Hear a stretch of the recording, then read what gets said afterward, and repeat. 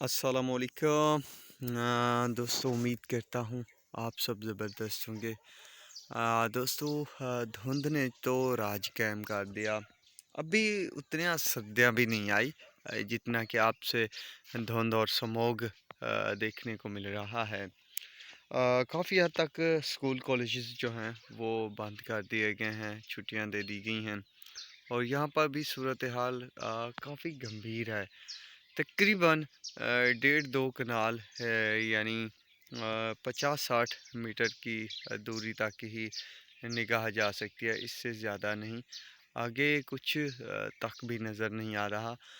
तो दोस्तों, ये सिलसिला कब तक जाएगा पता नहीं। शायद इसके अलावा अगर बारिशें हो गई, जिस तरह आज की तारीख में बताया गया था कि शायद बारिशें हो जाएं, तो वो सिलसिला अभी तक दिखा ही नहीं, क्योंकि कल भी सूरज ये निकला नहीं। आज भी उम्मीद यही की जा रही है कि शायद इस तरह की सूरत हाल के बाद नहीं निकलेगा सूरज वगैरह। अगर बारिशें ना हुई तो ये सिलसिला शायद पिछले साल की निस्बत भी ज़्यादा बताया जा रहा है। पिछले साल हालांकि एक महीना जो है काफ़ी हद तक ज़्यादा धुंध पड़ती रही, पर अब तो हालांकि उतनी सर्दी नहीं है जितना कि होनी चाहिए थी, पर धुंध ने जो है मिसाल कायम कर दी है, रिकॉर्ड बना लिया है। बहरहाल दोस्तों, ये सिलसिला पूरे पंजाब पाकिस्तान में जारी और सारी है।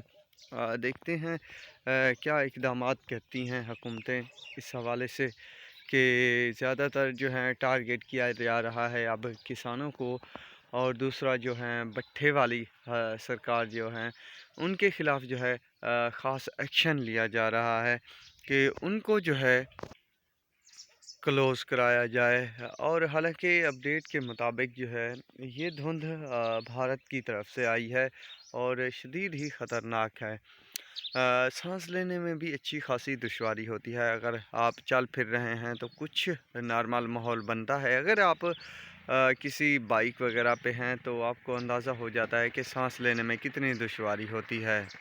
तो किसान दोस्तों के और बाकी भट्टे वाले हैं के गले पड़ेगी अब हुकूमत। तो देखते हैं क्या इक़दामात होते हैं। तो दोस्तों, ये है अपडेट मौसम के हवाले से। तो अब तक के लिए इतना ही काफ़ी है। अल्लाह हाफिज़।